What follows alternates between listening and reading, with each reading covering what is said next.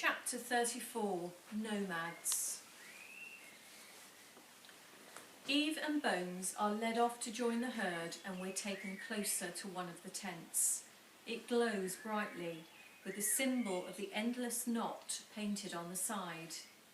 There's a fire in the middle, and it's instantly warm when we step inside. Patterned rugs overlap each other on the floor. Cooking equipment hangs from hooks in the back corner. Our supply bags are added to a heap on the floor. We sit cross-legged on the rugs. A man places steaming cups of butter tea and a piece of yak's cheese in front of us. I slide Dad's heavy coat off and fold it behind me. I remove my hat and my hair tumbles down around my ears. I catch the leader staring at me quizzically. Sam pokes my foot and I yank my hat back on. Sam takes a sip of tea. I sniff it and my stomach rumbles. I dip my tongue in. It tastes like home. The buttery, salty broth warms my body, and before I can stop myself, I gulp it down. Throughout the day, the tent is a flurry of activity with the clanking of cooking pots and the boiling of broth. One man feeds the fire in the centre of the tent. The comforting smell of stew makes my stomach turn with hunger and reminds me of my house. Afternoon turns into evening, and a nomad with a damaged foot limps over, carrying a tray with bowls of food on it. I'm puzzled. I didn't expect them to take such good care of us. It makes me want to trust them, to spill everything and ask for their help. But it's too risky.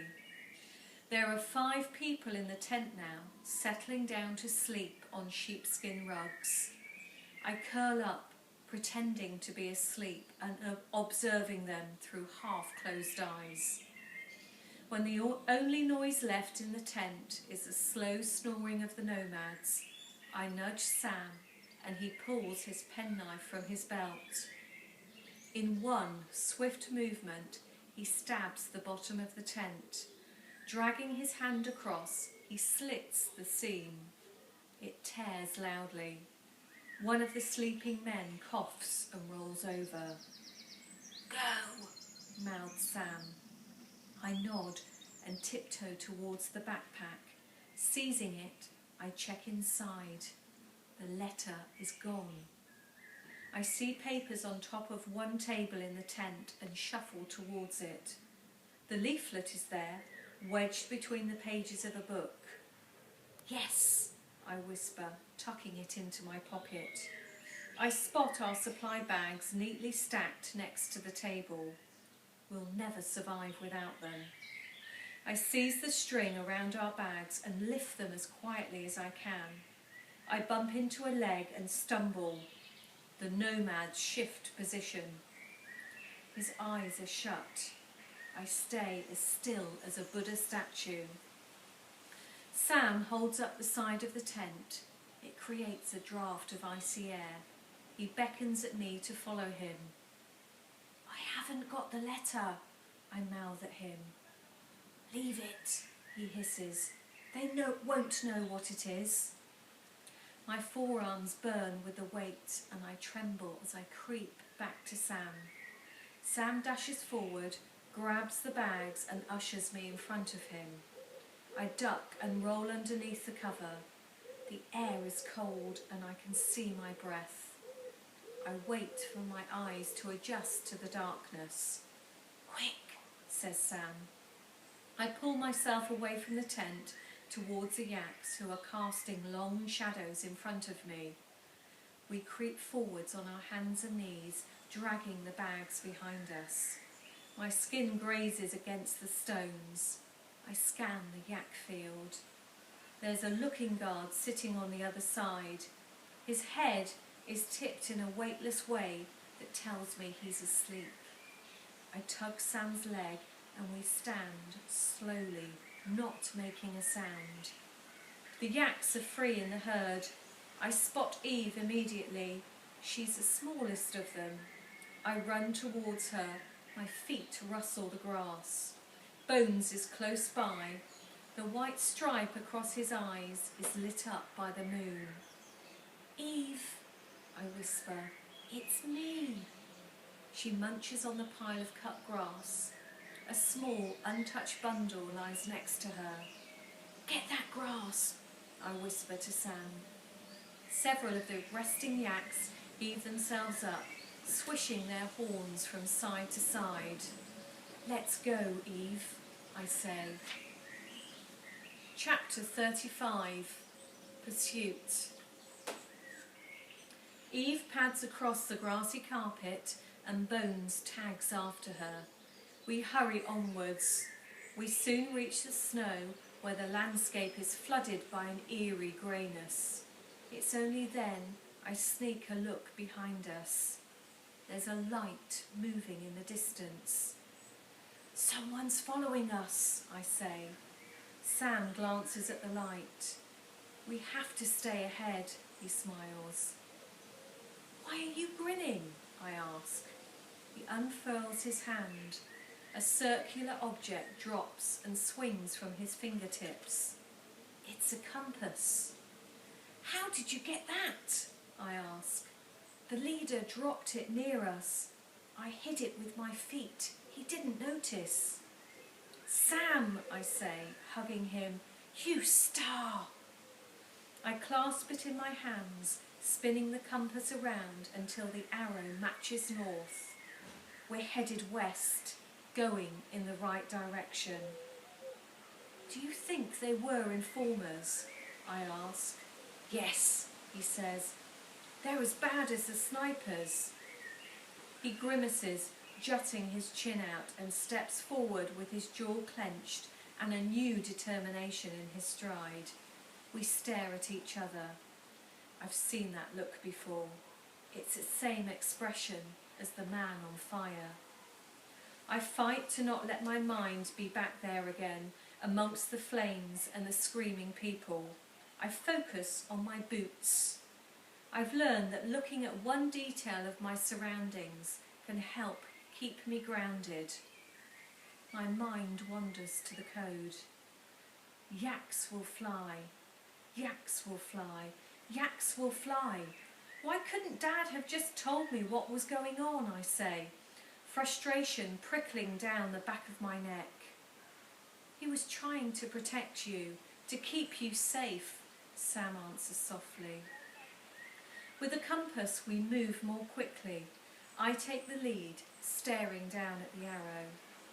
Sam shakes his head. This is harder than I expected. Thousands of people have made this crossing. They even said the Dalai Lama did it when he fled Tibet. It sounded easy. No one can call this easy, I say. I look at the dark shadow of the mountain, its sheer granite walls and endless stretches of ice glaciers. I pray that we've got all the bad luck over with. We walk alongside the precipice, a deep slit in the earth.